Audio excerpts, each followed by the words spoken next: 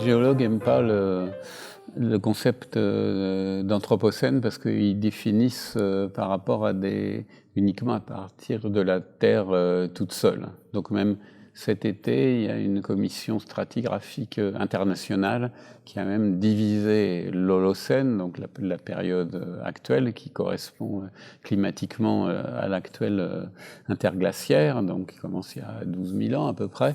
Ils ont même subdivisé en 3 étapes. J'arrive jamais à retenir les noms parce que c'est pas encore entré dans le domaine public, mais donc il y en a 3.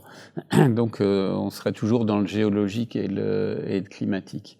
Cela dit, d'un point de vue climatique, et du point de vue de l'environnement, il y a un impact de l'homme qui est certain. Alors, à partir de quand on le fait commencer, il y a au moins 3 dates qui sont souvent proposées. Il y a la révolution industrielle, donc on le ferait commencer au 19e siècle. On peut même le faire commencer à partir des premières explosions atomiques dans 1950, qui vont aussi avoir un effet sur la modification de l'atmosphère, etc. D'autres vont faire commencer à la Renaissance parce que c'est effectivement c'est ça les prodromes de la révolution industrielle, et puis d'autres vont le faire commencer avec le néolithique parce que c'est effectivement ça qui va tout changer, faire exploser la population humaine, modifier entièrement la végétation et à la longue le climat.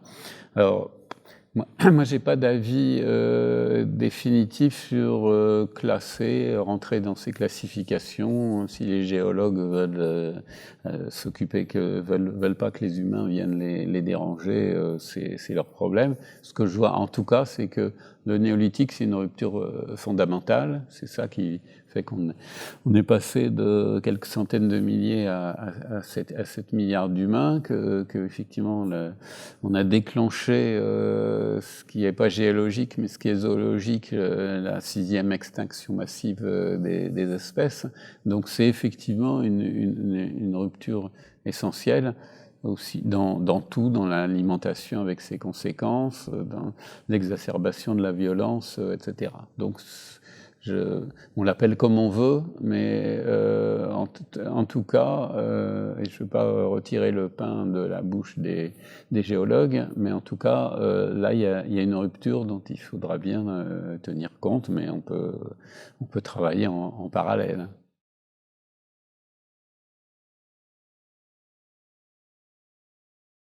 La révolution néolithique, c'est évidemment une rupture historique dans la mesure où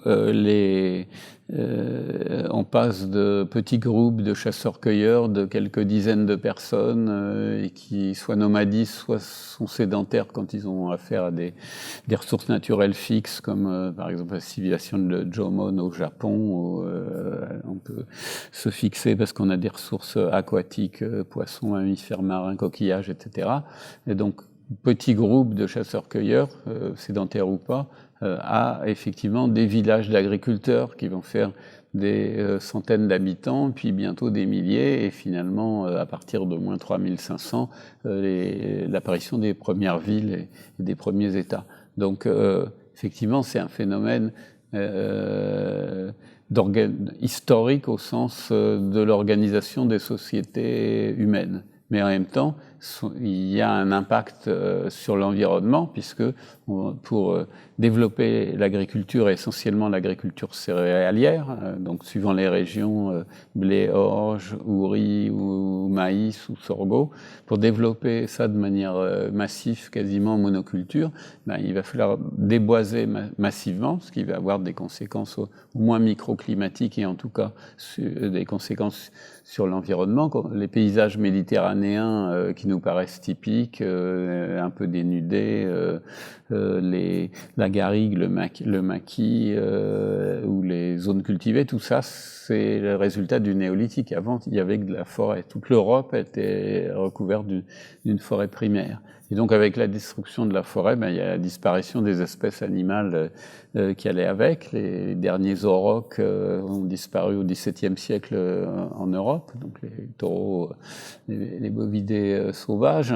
Et là, les espèces animales qu'on a encore sauvages, il n'y a plus de sauvagerie réellement, puisque c'est des parcs naturels où même les espèces dites sauvages, les pauvres ours ou les pauvres loups, on veille dessus comme le lait sur le feu et ils ont des tas d'ennuis. Donc, et même en Afrique, c'est la même chose. Donc il y a plus de sauvagerie.